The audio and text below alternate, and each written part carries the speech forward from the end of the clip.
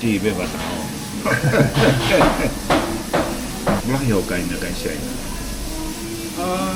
O manako beki tunu puaka mo na like roast pork and rice. Ebe like kapisi. Like kapisi, pak choy mo Ka. Ka o buha. Fang e puaka. Ko hai bre nga me ka pana. Tatagi yogi pagmatala gibi taki talanoa ki pikawaki mo. So welcome everyone. We were just talking about the. I asked my dad if he has any knowledge around the reason why you'll serve hot beverage or hot tea and is consumed throughout your meal with when you're in a Chinese restaurant. Often they'll offer it to you and they'll serve it to you. And you're explaining how the warmth of the tea helps to assist the digestive system. Oh, thank you. Assist the digestive system to better digest the food and keeps the warmth of the body as well. Temperature. The temperature of the body. Essentially, that's kind of the main point. Is there anything else that I missed out on that? The medicinal value as well. Medicinal value, yeah. And of course, it's another form of water for your body. Yeah. Often we drink cold water, Yeah. but we might not realize that when you drink tea and coffee and all that, it's also water taking the system. Thank you.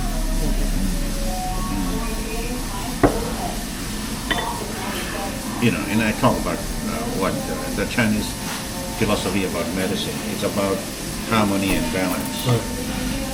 And then you brought up Hippocrates. Hippocrates. Yeah. About So, the food is not only something to enjoy and to feed your physical being. yeah. It is also a form of medicine. And that's what Hippocrates says. Let food be your medicine and medicine be your food. Yeah. That means you just eat enough Yeah. and give the other half to your father. Is that how it works? That's how it used to work. So we're here in Northcote, which is a suburb that we're very familiar with in our family. Northcote is the first part of New Zealand that we as a family came to stay, maybe not collectively as a family. And this is a story that I'll get bold to tell a little bit more in detail.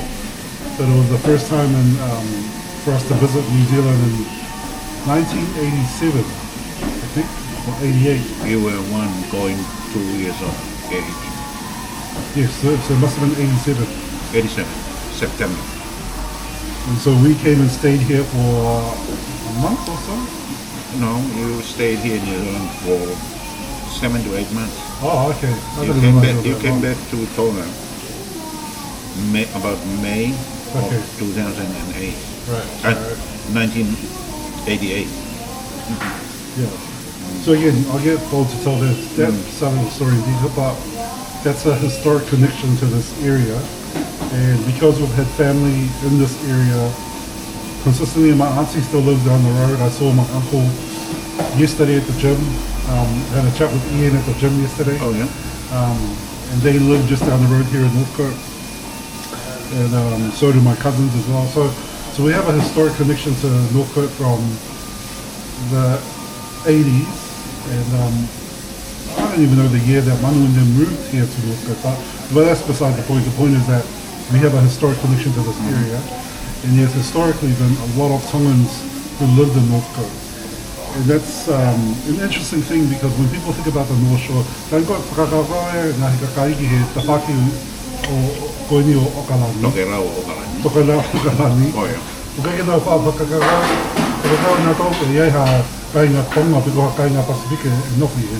Peko Northcote mei majority ka ngā lahi au pika ngā hipānike ngā nohi tamata, kei lahi be ngā mau.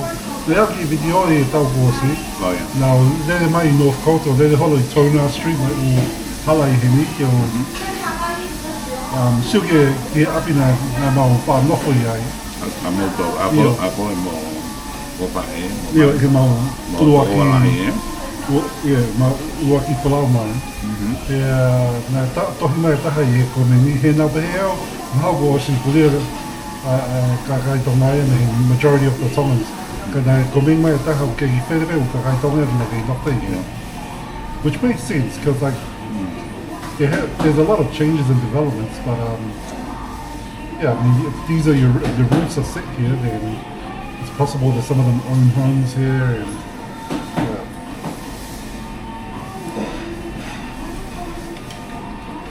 But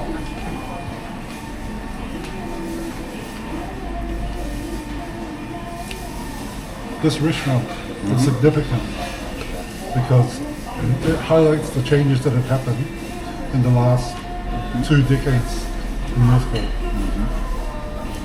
Along with the developments of Northcote, of housing and whatnot, there's also the demographic changes as well. And te mata ke lahi ange ka kai i sia no hiki mai ke te Pākiko i kolohu. Ki moa ke ta hiki mai ta talanoa ki he wharekai koe ni, wharekai si aina, mo hiki mai e kau si aina koe konga ka aina me e sia. Ko whie tāri atu, tāna ke koe talanoa koe kau he historia ka kai tonga.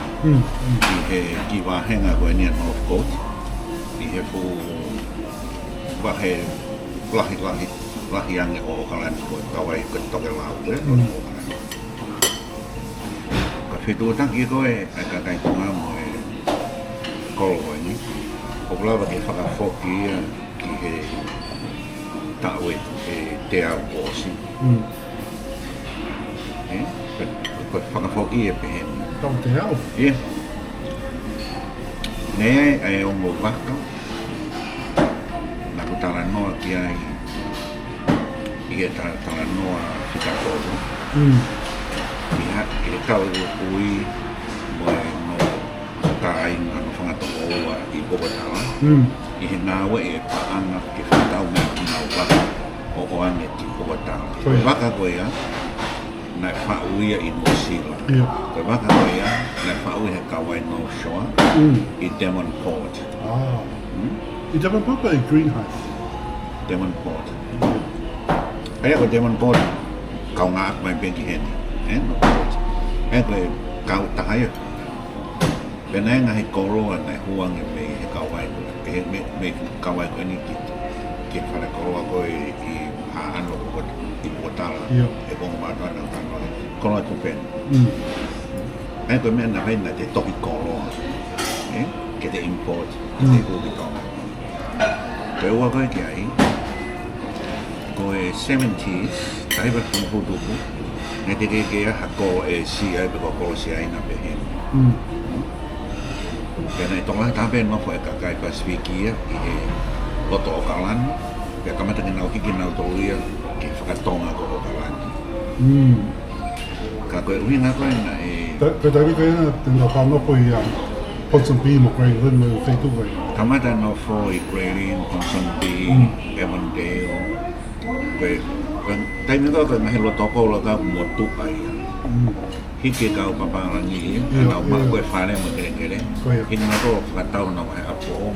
Hina whetu fo mo whakapo ofa. Nge koe ko papakura. Ko ta ho. Ai whetu a koe. Nga koe whakatau fo e kere he koe whama. Kai tupu e koro. Hau kamata ke koro. Ka whiam koe tau mai ngā ue pe rau ko e. Ko mai koe tō tangata mai rau mo. Karanga furu, whitama furu tuku. Ka mai rau nofo. I ngai whetu motu a koe ni. Ngai whare ai nei o si awa awa e whare ki pe po moko. Ka kei ke ngai whare na kei ke tō ngau te mau ke nofo a tau kakai. Ka tau pepe toke sai ka hata ia. Tau ka atau ki pe mo moko tau mai roko ko ka amu e. Kau kan ko lau kene nai. Koe bena whakatau api he me whetu koe ia. Nge ko Grey Lynn, Ponsonby, Ponche. Ko nau tō beo nau ke ingofu ai. Koe toa ngai tō la hia hiki nau tō e ke whakatonga. Whak mea ka bārangi ia, tēmi Dai mine u toi maho inga tu ofi I kolo o tonga he api o ki tai. Haku ma mawha he api o ki tai. Haku ke ilo be, o ke ilo ngai whamiri, o nau ke noho be I Ponson B, Makwilin, ko uhi, nau, whakapato whai o whakatau ka nau api. Tau ka. Kau be mau whamiri, whamiri te whake po. Koe. Au pe he wea kai ngai, tangata e ki wai nau mai. Kai pai ta whoki mai ki offshore. Koe, whamiri ko tau tolu ka tohe whamiri nei, kau I kōwhua hiki mai ni tau wai kai ni. Nā ia ni hea nā mua mai a. So ko, koe whamiri to ino ua whe.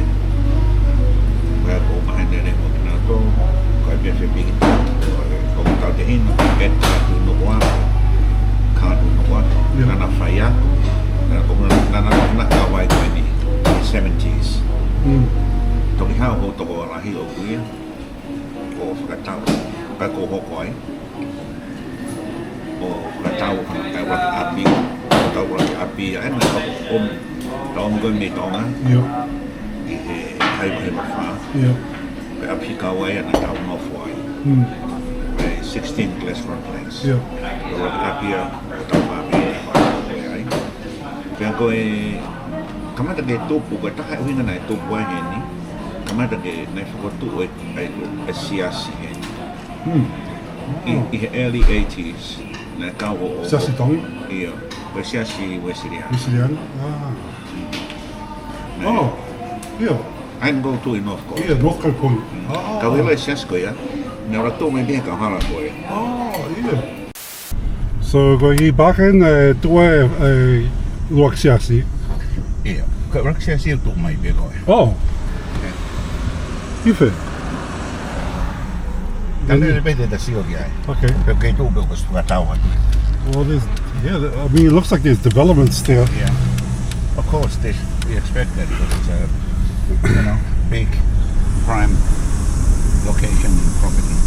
Like a Green Slate Park and a fire koe ai Uluaki katoanga kakai Pacific no shakoe. Koe ni? Koe whakatau atu e St. Louis. St. Louis Methodist Church. Yeah. Ai koe whakatau tana rakota kakai tonga. Ia. Ai nā rākoe nei whakatua he tahi o warunga whutupu kawai o ngā mātua ai o ngā mātua. Ia. Pea nau hiki me ai ki he Queens Street. Ia. A koe I he taha ke tako ana Northcote. Te tau rere ki ai? Ia ta rere kia. Okay. Ka koe pākai koe nau rau.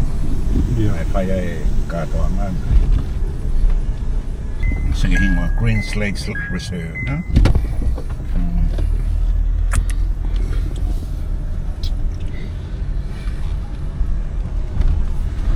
I wonder if any Tongans still come to this church.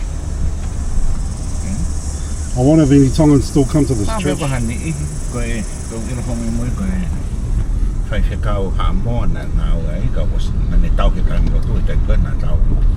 Ne whakatua no North Pacific. Oh, ko toko ia ai kau Eris. Toko ia ngā tau te hina iwa haa moa wawi loga Eddie's. Yeah. The Green Slate in Park across the road. Na nau raki lotu he whare lotu I he me park. Pe nau toko lahi. Pe nau hedo ke nau hiko whakatau. He koe ki siasi. Nai kau o moku I about 1981. Pe koe nai kau ngā whotu uia mo e tangata eki whai kau ko Daniela Moaho. Koe second cousin ia ko tangata eki. But there's another story. Genealogy. Ka kesio ke he kupesi koe pe koe whaunga koe. Au kau mai, hiki whanua mai ka kai tonga te. Roka hau ke kau ngā aue. E aha tahe whamiri ku hiki mai ia, ange ko toko wa, ko koe, I ka whāwaka kāna. Hau e whakatau no ki api I Glenfield, at Bayview with them.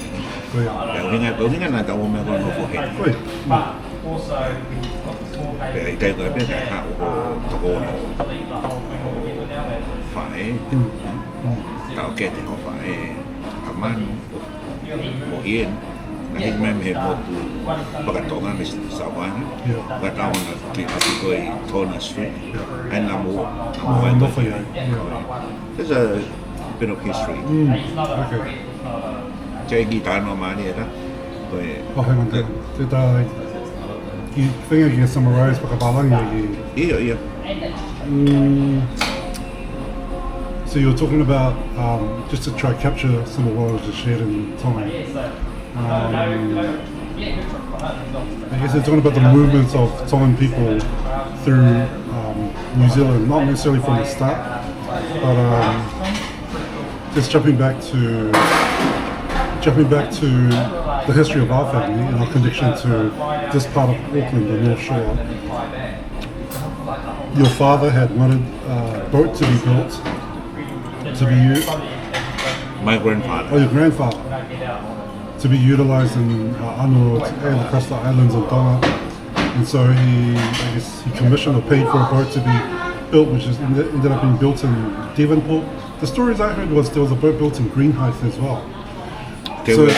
There were two boat building sites. Yeah, okay. I think the frame was framed in Greenhithe, and the rest of the work was done in Devonport. The finishing touch. So that would have been in the 60s, 70s maybe? 50s? 50s. Okay. No, not 50s. It was already built before you were born? No, I think it was around the 30s, 1930s. When the boat, Okay, so well. And I'll tell you why I think it's in the 1930s. Right. They got the boat back to Tonga. Yeah. And the crew were mostly crews trained in the traditional navigational way.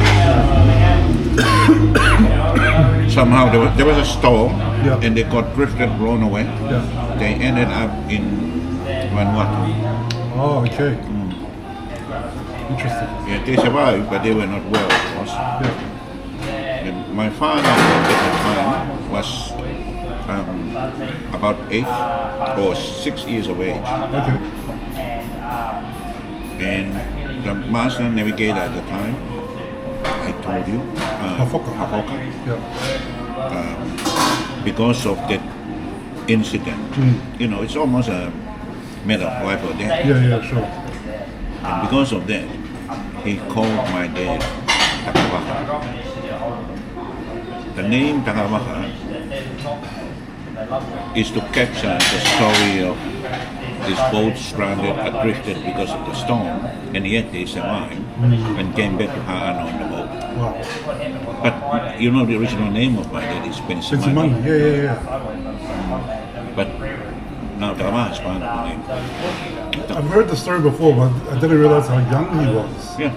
at the time. Interesting. Okay, so then that boat was brought from the North Shore back to Tonga, utilised in Tonga, and so there was the initial sort of connection to this area of Auckland, the North Shore. And then eventually your brothers, your father, came to New Zealand in the 60s, 70s. 60s, late 60s. And then your brothers eventually came over here and then they purchased property around. One of them, 1976, Right. decided to leave St. John near Planinus, Yeah. where he was working at a bakery, moved over the North Shore and bought that property. And then started a pattern of And brothers purchasing properties. and grew our roots, and we grow here. Yeah. So there was one aspect of connection to the North Shore, and then the growth of Tongans in the North Shore was around at the same time that a lot of islanders were occupying Ponsonby and Grey Lynn, and Tongans were going to a church on the opposite side of the grounds here at Greenslade Park, and then eventually the growth of that community, that church community, allowed them to put together some revenue, some capital to purchase what's now the longest-standing Tongan church in Northcote Point, which your parents went to, and some of my uncles and aunties go to, and cousins as well. And so if we have time, we can go past them. capture that church because that church is very significant because of your parents' attendance. Pardon me. And we've also had both of their funerals at that church as well. So we're then here for the piloto Metodisi. Yes, Tongan in Northcote.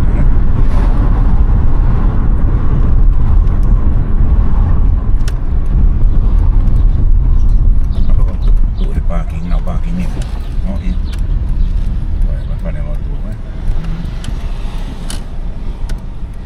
Tapi ki apiako Early Childhood Center oi.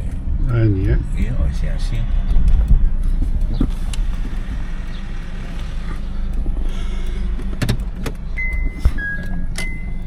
Koe mea mahu inga kau ki whare lotu. Koe ngā whare lotu tonga, o ki kai koe whare peu whare lotu. Ka koe uhoeni o e nofo e ka inga tonga. Koe api lotu, o whaia e poke o rea whakatonga hono nau rea aki. Koe. Koe whaitu bene taha tū tau ataina ka kai tonga o rea he nau rea, ako naki he nau rea, ako e nau whanau he nau rea. This is a hub of the culture. It's like a cultural and religious institution. Yes, it is not only a spiritual institution, it is also a cultural institution, it is also an educational institution. This replaces the village. Right. You know? Right. This is the surrogate village. Right. You know, the Jewish complex. That's a fascinating concept. Yeah. Pero wako isa kaya ako, kung mandubi ko ho anti o whai ako hapi ako kani. Yeah. Ako teo. Iyo, koe ako lo ngai whanau, koe ako toka mua, mui koe ako toka mua. Yeah. Ai mea, ke mandubi koe whareot koe ni na e malolo koe ho ongo kui e kongo matua. Na e o mai ki naua whai a po hen, me whahano malanga i, pe toki whaere ki he Paitoka Snapper Rock, o tano i nao. Ka koe moui angai ne ka kai tonga, ai siasi e whare lotu. Koe inga he puke ai, koe nau moui whalau maari epe, ka puke mo na ulunga anga mi he nau rea, mo inga koe whai e ilokawa, talanoa ai e kautangata eiki, mo e kautalabo, na ua koe anga e whonua, mo mea pehe. Koe mahu inga ia o whare lotu mai siasi, o ki kai koe whetu be ke whae lotu. Koe. Mahu inga. Koe pangenia, koe sinakoke, ke he kau siu. Koe ni tūpe koe sinakoke u tū mai api ako. Pea koko le vai koe Religious and Cultural Center. Educational Center. Pehe. Koe sipi ngā mahu inga e ki tau. Yeah.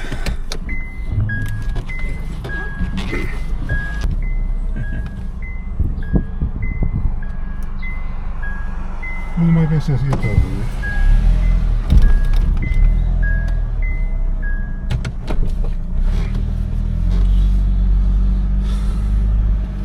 Interesting the color that they have decided to paint it. And it used to be blue, huh? Yeah. E koe lanu mo ana, koe lanu ia o e... Lan pulu ia. Koe lanu ia o e... Sasti to te sive koe lanu rena e tau ngaue. Koe lanu ia nai whiri he sias metodisi. Pena kamata e me hono whiri e he tangata. Ngā whakamisnare koe whai whekauna ni whukotuku. Ai e... Koris kotupo. Egan. Moulton. Yeah, Dr. James Egan Moulton. Ai ko hinga ni whiri lan pulu, koe lan ui ai moana. Koe ako, koe teu i e tangata ke moana no ata mai mono loto. Ke loloto, ke maa kupu, ke whala i ene ilo, mono poto, ke ni lava o pou langa e whonua. Right. Koe hinga no whiri lan pulu. Ka koe hinga no whiri e nau ki po i logo. E kona whakailonga, koe ki po i hunga. Koe hinga e ke te poto. Pa te lawa pe o liu whakatatau ke ātaka I whāriunga e kōma. Pele unga, umahina me ka koe unga, koe hermit crab. Ene kamata koe ne tupu ngake ki fo I ngeswinga ta sisi. Ene alpo koe ne lahi me ne tupuange ngesi koe ka ne tui ngeswinga ta lahi ange. Ta unga is not born with a shell. Ta unga looks for a shell. They're sorts. I go hinga to be adaptable, to be wise, to be flexible. That's a cool little kind of logo. It's a symbolic mascot. Mascot. Yeah, but it's also about you survive in any environment.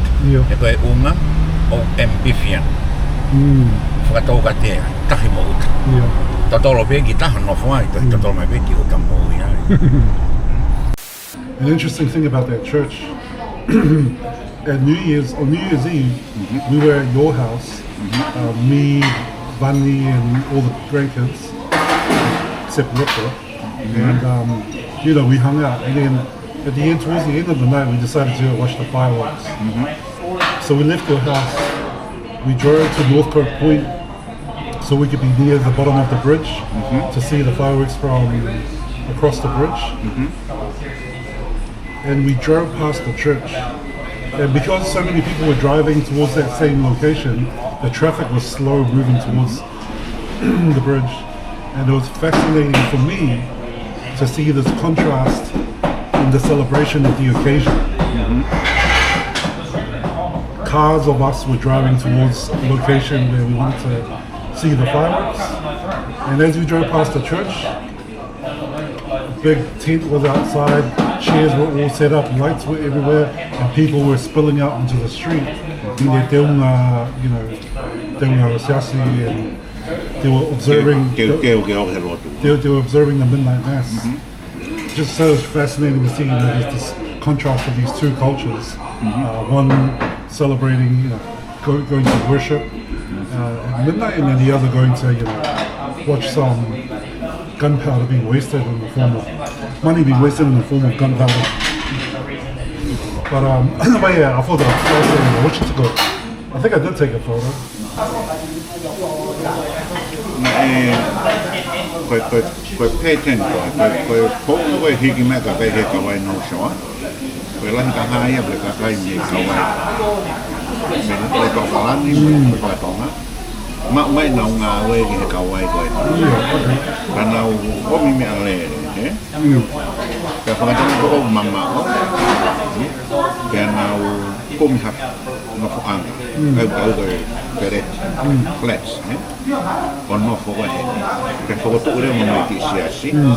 Ka kamata rewa ke no whama o kai ngā he. Kai ngā kawai i he. Me ngāi, lahe nau ngā kema. Lahe mga whainga tāna nau whetawara ka moe. Pea whakatu ure ma ai North Shore Tongan Community Incorporated. Pea koe whakatu uia he tangata ne tau ke siasi te mua tangata eiki. Na se toana. What do we have out here? When was that established? I don't know. We can search for that because it was legalized, incorporated as an incorporated society. Koe whutu koe a exit wata koe siasi metodismo koe na tarano ke ko e sa ke warea mahine re mata pea mohoku toko a lahi oko hoko ai hapani mana pa fo mahine kola kata mana ui sio kebe de ke toko ni me ke whakoe ki koni stu toni koe toto mia tako kai ne mea kai kore ne whanga mai e wala ki whokat mui wha toko wa ki Tongan mana Io, una kata pika ka mena e moko na ki wai tau hiki me kai ki hene tai wa hewa wha koe uraki ngā uen ak whai na ha e sake o kore peka ki warango tokon ki ngā ue e ki hamatama te ngā oi pe ki te kua pānga ma. Kane au ngā oi pa au le ma. Ka wana me ki ai. Tamata ai. Ego e North Shore Pacifica. Koe North Shore Tongan community. Pa mau ngā ua me ka kai Pacific ke he. Ke whukotu e North Shore Pacifica Forum. Ke whai ngā, ke mana tu e North Shore Pacifica Forum. Atau pa whai annual festival. Uraki festival, uraki kātoanga. Aka kai Pacifica, na whai pe he Green Slate Park. Oh, okay, hoki he festival e. Tai kata whai. Na hiwai Edis, kau tēnā hamoa. Yeah. Kau ngā be koe angai tupu. Kadang koe ya, ko hiki mai University o Messi, i he tahi wahiwa wha, i North Shore, pagāma no campus kaya. Koe koe tahai ngā o koe nau whokot ki ai. Ka koe angai ki historia, ka kai tau māma.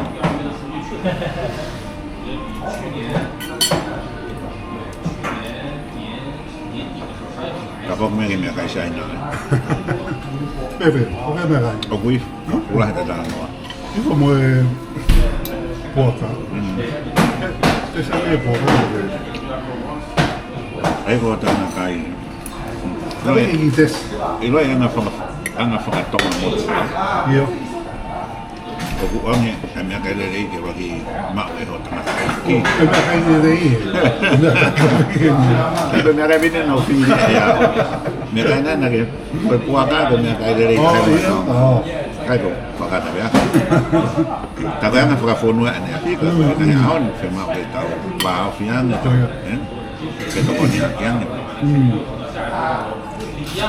I'm a fan. I really like the crispiness of the roast pork.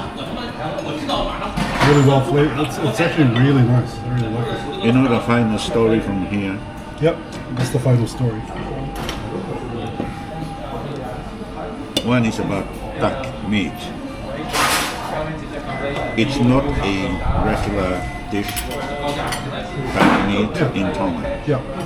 It's being looked upon as lower of lower rank than more. More is higher chicken. There are two major reasons. One is that it's an introduced kind of poultry meat. So maybe more. Two, the way duck survives by eating is perhaps because of the environment, perhaps not the cleanest form of way of eating. Sure. I won't go into details. Yeah. Koya ne keke, duck meat was not favored. But my story is different. I love duck. Because when we migrated from Hawaii to Tonga, as I told you a story one, we live in a low-lying area in the outskirts of Auckland, the capital. And chicken do not normally survive on low-lying areas full of water and all that. But ducks do, you know. As you know the saying, you know, it's like taking ducks to the water. So my mother decided to raise ducks. And so we had duck eggs, duck curry on Sunday. Really? Yeah. Ducks would have been small, eh? They weren't that big. No, I think this is the Chinese species, rather small. Yeah. But there are species that are bigger. But the eggs, the duck eggs. No, bigger. Oh, okay. Bigger than the average chicken egg. Really? Yeah. Wow. Amazing. Yeah. So you eat one duck egg, that would satisfy you. Compared to eating one chicken egg, that it might not be enough. Hence, egg Benedict in two, not one.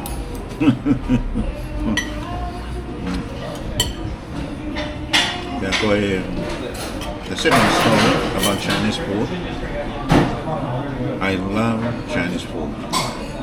The taste because of the cooking, the healthy ingredients, you know, the nutrition in it, and the mix of veggies and meat and the carbohydrate starts and everything. So 2016, we went to Shanghai for a World Conference. We were hungry, me and mom, me and our mother. Yeah. We went to a food court. The menu was all in Chinese. So what do you do? Look around. I look around, See what I people saw are a eating. beautiful dish. The couple in the next table were enjoying. Yeah. The size, Before you're more in that you for it. Then the waiter came and I said, that dish. And it came, and we dug in. Did he say, are you sure? Well, he wants to sell his food, right? But I said I love Chinese food, and that's the opposite of the taste of your mom. She eats Asian food, but not that much. So the first helpings, 2 helpings, she gave us. Yeah. Too hot. Too hot in terms of temperature, too spicy. You're not sure what you are eating, Yeah. to be honest. And here's my philosophy. He said, look around, how many of these dishes are being eaten? Yeah, true. And there were quite a few of them enjoying it. Right, I know it's a right. special one. Yeah. So it was my lucky day. I finished up the whole.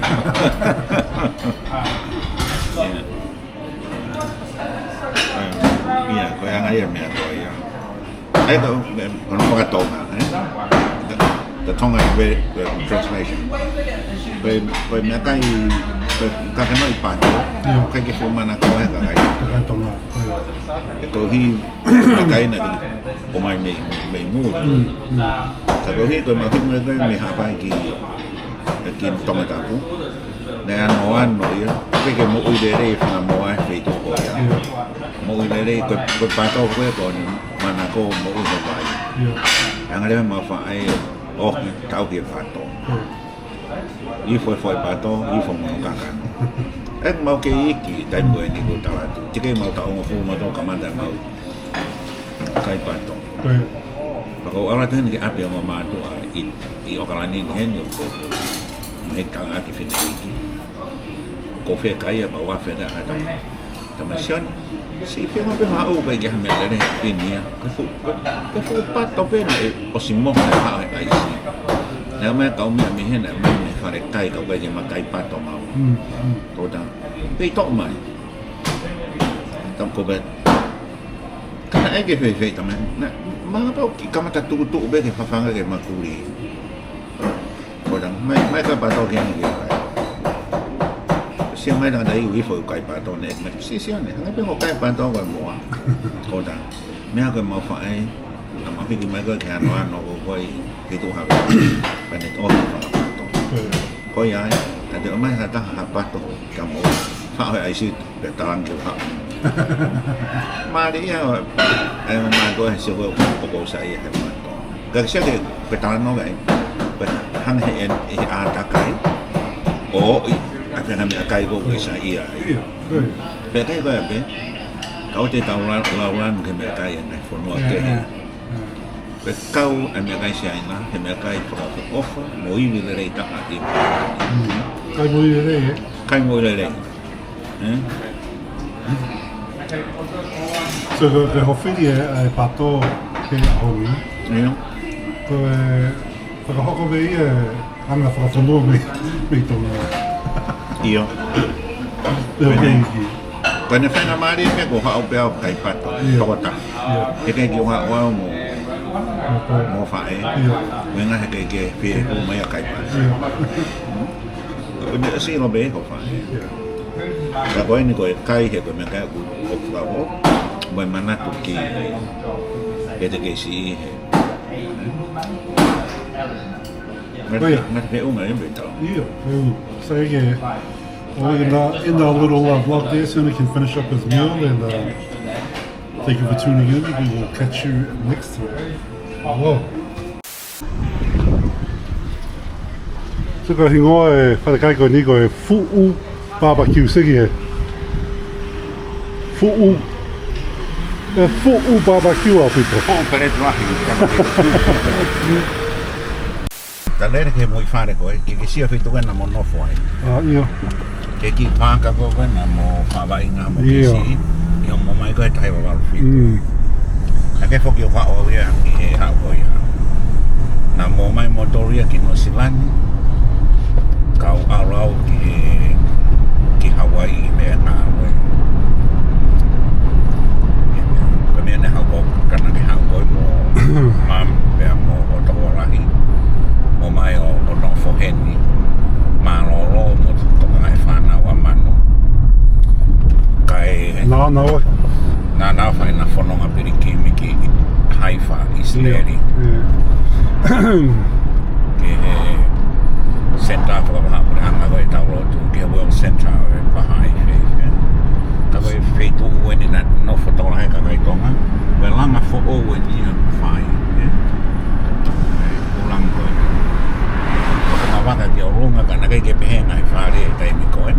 E o kamata go no ko mai kai tonga ni late 70s. Kasi kaya fare ko kula mai ko. Ia.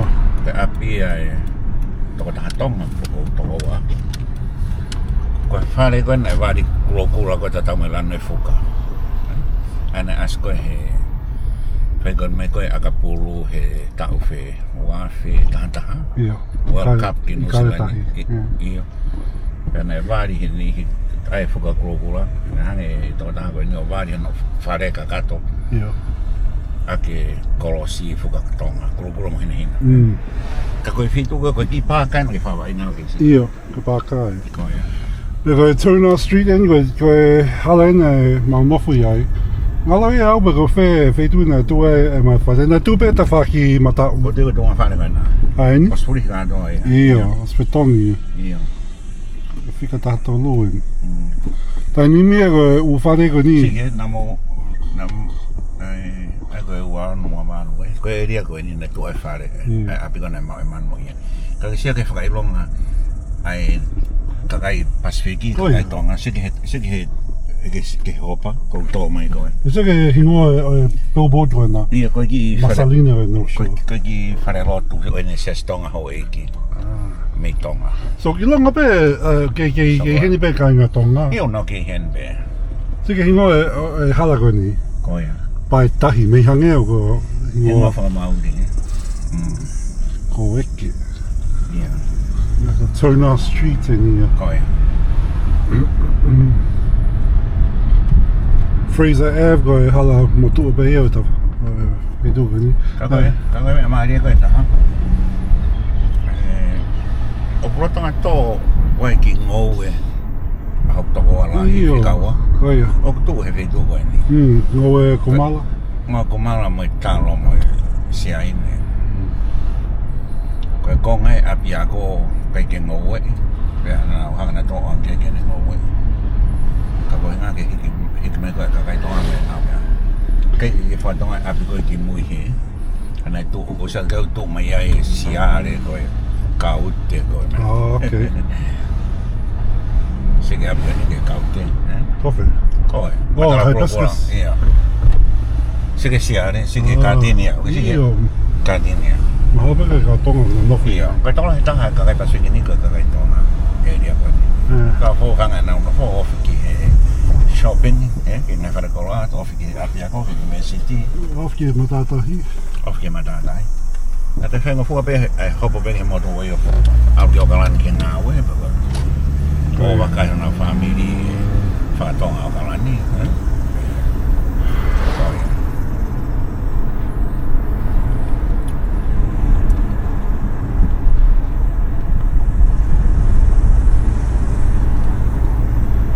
Vai high school ya.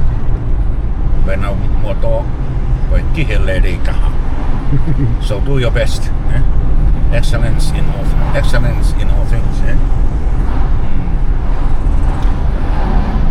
So that's a good place to wrap up our little talanoa for the day, starting in Northcote and just reflecting on some of the journey of the Tongan people in Northcote and the North Shore in general, and then depending on this cultural and religious institution of the church that becomes a hub for knowledge and education and learning. So till next time, okay. Northcote College ne whaiaka e kau Tongan na ka whaifuku e programa ko ako hena. Just up the road, no whai tangata poto, koe taki mei Tonga. Was Tongans Stephen Halapua. Oh, okay. So there is history along this road as well. Yeah, lots of history. So this city is home.